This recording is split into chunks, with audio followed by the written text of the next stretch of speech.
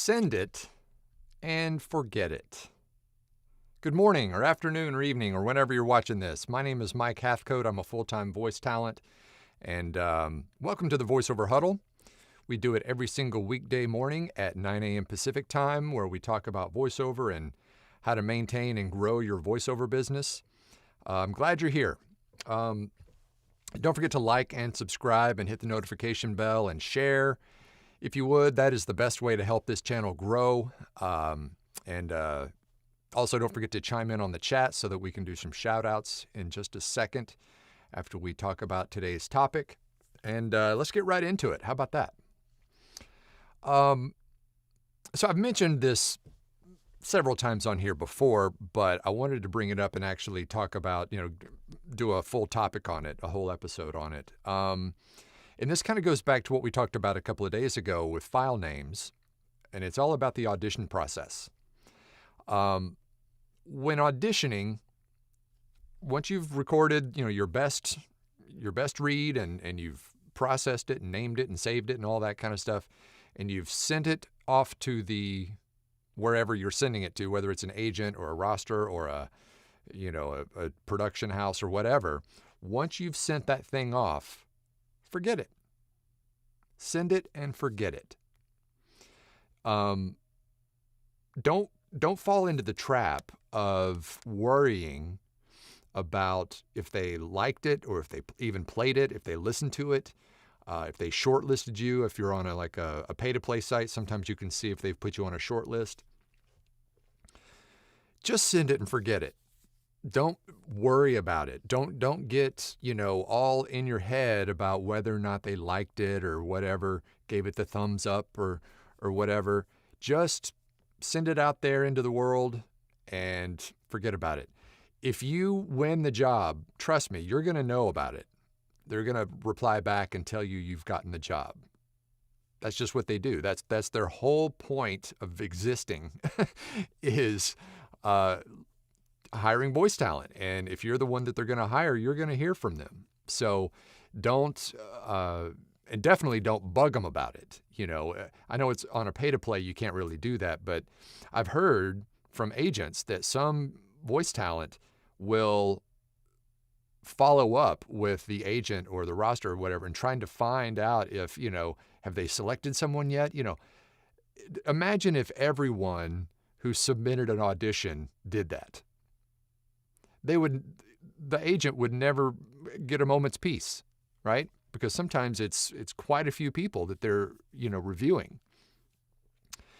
Most agents actually will listen to your submission on, when you send it in, just to make sure that it's all good before they actually forward it to the buyer.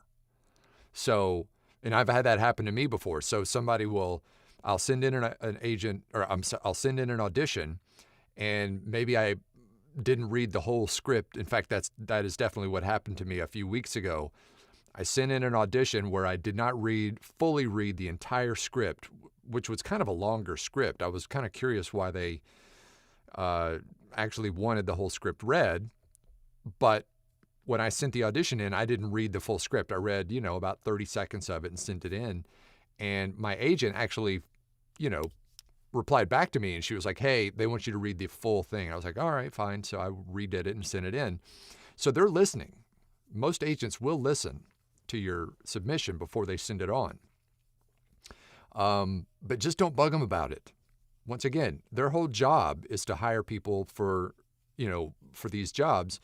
And of course, they're going to let you know if you won because they want their, 10%, which is, what their fee is usually, and they earn it. So don't bug them. It's really, if you start to get hung up on this kind of thing when you send your auditions in, it's just a really good way to get frustrated. You're just going to get in your head about it. You're not going to, be able to relax. You're going to keep going and checking it, and just send it out and forget it. Now, one thing you could do is, let's say you're with an agency and you go a pretty long time without booking anything, right? Then it would probably be okay just once in a while to reach out to your agent and say, hey, I've submitted X number of auditions at this point and have not been booked. Can you tell me if there's anything that you're hearing? Maybe it's either my performance or my, audio quality or something like that that's getting, looked over. That's okay to do that from time to time, but don't just, pester them about each audition that you're sending in. The only time that the likes and the short listings and stuff like that kind of matter would be if you're on a pay to play and you're trying to kind of check your stats and stuff, just your overall stats. You don't need to do this for every audition, but from time to time you may want to go in and just to kind of get a big picture of how you're doing on that site. You can go into your stats and kind of check them and stuff and just kind of see, just to give you some info on if your stuff is actually getting liked and listened to. But doing it every single time for every single audition, it will just eat you up. So send it and forget it. Don't waste time worrying about it. Just move on. If you're doing as many as you should, as many auditions a day as you should be, then ain't nobody got time for that to be following up for every audition. I mean, that would be a full-time job in itself. So that's pretty much it. Just do the audition as best you can, fire it off, make sure that you've got the right file name. We talked about that the other day, and make sure that you've done your best read and the sound quality is great and everything. Do all the things you're supposed to do, attention to detail. But once you send that thing off, never think about it again, unless they reply back and say you want it. So that's the whole point. All right? Let's say hi to people. Hey, Mark from Montreal. Good morning. And there's Jason from Kearney, Nebraska. Hey, John the Irishman from Denver. And there's good morning, Nancy from South Dakota. And there's Grady. Happy Thursday, Grady, from Ithaca, New York. And there's Sean. G'day from Longview. G'day, mate. And hey, Ron from Grand Haven, Michigan. And there's Kirk from Greenville, South Carolina. And Dennis from Grant Park, Illinois. Hey, Charlie from Sparta, Wisconsin. And Denise from Long Island. Hey, Wayne from Port Orchard, from Port Orchard, Washington. And there's Joe from Horizon City, Texas. Hey, Kate from Marietta, Georgia. And there's Donnie from Vancouver. Hey, Callie from Pasco, Washington. Good morning to you. And there's Tim from Altoona. Hey, Tracy from Rochester, Minnesota.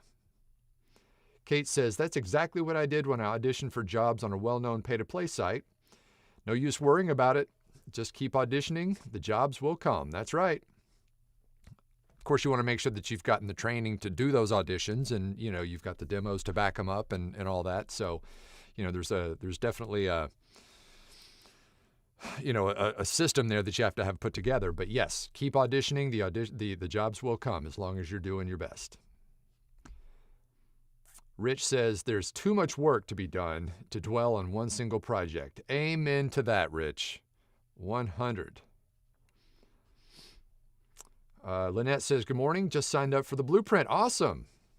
That's enough decision making for me today. Yeah, maybe. But hey, welcome to the blueprint, Lynette. We're happy to have you. I know you were in the TV affiliate boot camp, which was great and is still going on. They're still in the process of recording the demos right now. So welcome, Lynette. I hope you're going to be, well, I don't hope, I know you will be glad that you're in. So don't forget to schedule your onboarding call with me so that we can go through it and make sure that you've, set up for success.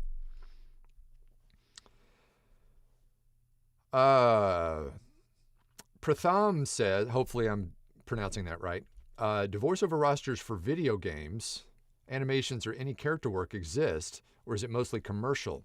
Yes, I would say they do. I'm not on any of them because I don't do character work for the most part. I have done a couple of video games, but that was years ago.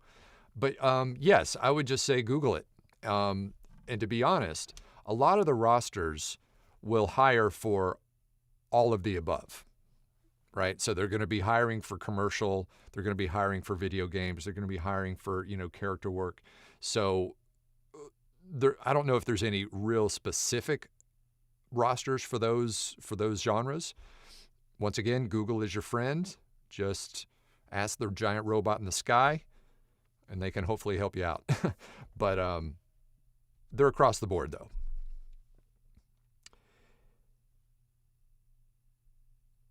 Dave says, from the highest point on I-80, how was the haboob? Let me tell you, if you guys haven't seen the footage of the haboob that happened the other day, we had we're right in monsoon season right now in Arizona, and we'll go months without any rain, and then all of a sudden we get hammered. And if you don't know what a haboob is, it's this giant apocalyptic looking dust storm that comes in out of the desert that is just, it's like, 20 stories tall and is just rumbling through the city, and you can literally see it coming like a doomsday film. And it was crazy. I mean, you should have seen my pool afterwards. It was just full of just leaves and crap, and the whole bottom was just brown from the dust. And yeah, it was crazy. But, we're used to it here. We just move along. But they're always crazy to see when you see those, drone footage or whatever of it coming in, from the desert towards the city. It just looks so ominous. But it's crazy, though. Joshua says, good afternoon. I always read the full script on commercials, but only about 2 to 4 minutes when auditioning for narration. Yeah, that makes sense. And even 2 to 4 minutes, that's quite a bit for a narration script. Just pay attention to this. I just skipped over for some reason. I missed the fact that they wanted me to read that full script. But usually on commercials, it's okay to do that. But, really for a longer form narration, really, I'd say a minute is probably enough. But once again, just make sure that you're doing what they have said in their brief. Hey, Edward from Jacksonville, Florida. Oh, Denise says, Lynette, so excited for you. Yes, me too. Can't wait to get with you in there. A performing artist says, good afternoon from sunny ATL. Hey, Stephen. Theo says, howdy all from the kitchen table in Palos Hills, Illinois. There's Jim from Memphis. Jim says, did the dust cloud hit you? Yeah, it sure did. It hit all of us, believe me. One time, and this is probably, 10 years ago, I was actually out at a skate park skating one night, and it hit while I was out skating, and it was literally like clear skies, and then in the next minute, we were just, it was incredible. And it was one of the first ones. It was after I had, soon after I had moved here. I guess it was more than 10 years ago then. But anyway, I'd never been through one, and the thing hit, and it was crazy. Like you couldn't see this far in front of your face, and it was stinging because the sand, and the dust was hitting you in the face, getting in your teeth and breathing. It was crazy. So we were inside when it happened this time. Kate says, spot on about training. I didn't audition for anything before I got training. Yep. You got to make sure you got the skills to pay the bills before you actually start doing your auditions, or else you're just wasting your time. So make sure you get all the training you can and plenty of practice. Pratham says, about the questions about rosters, are they companies that use voiceover, or is it like casting platform whose main business is to offer voiceover services to their clients? Both. It's both. Sometimes it is, just for casting voiceovers. Other times, and we talked about this, I don't know, it was yesterday or maybe the day before, we talked about platforms like Backstage, where they hire any and all jobs for production, whether it be voiceovers or lighting or camera crew or, script writing, all the things that go into creating projects. That's what Backstage is for, and there's probably others like that.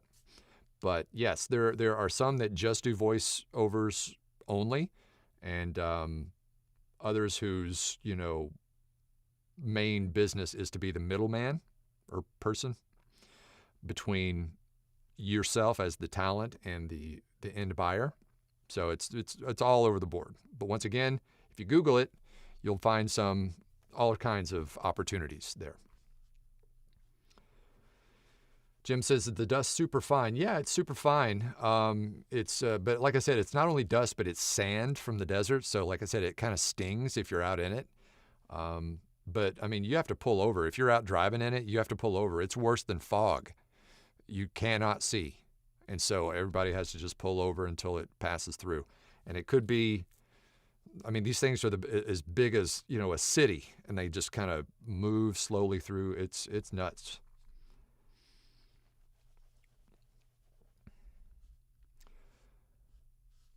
All right, well, do we have any other questions or comments? Because if not, I got work to do. By the way, I was having some issues. Is anybody else having any issues with Chrome this morning? My Chrome is acting up. I had to switch to Safari to do this huddle because Chrome was being weird. Like it was just anything I would click would just spin and spin. So Safari's working well this morning, so I'll just keep using that today, I guess, until they figure out what's going on. All right, I'm going to get to it. I'll see you back here tomorrow, and you know what tomorrow is? Q&A Friday. And remember, I wasn't here last week to do questions, so hopefully you'll have a lot of questions. Pratham says, could you talk about direct marketing? I could talk for hours about direct marketing because that is the way I've built my business, but that is a much longer conversation. And we've had plenty of other videos on this. But if you go back and you just look at direct marketing, I'm sure we had a whole topic on it, so you can watch that video. But I do need to get to work. Jim says, what is the model of mic? Are you talking about this mic?